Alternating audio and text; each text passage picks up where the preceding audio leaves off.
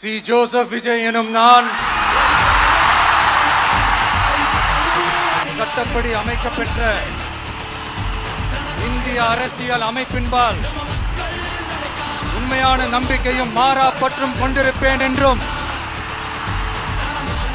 இந்திய நாட்டின் ஒப்பில்லாத முழு முதல் ஆட்சியையும் ஒருமையையும் நிலைநிறுத்துவேன் என்றும்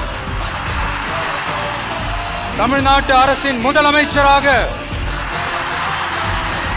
உண்மையாகவும் உளச்சான்றின்படியும் என் கடமைகளை நிறைவேற்றுவேன் என்றும்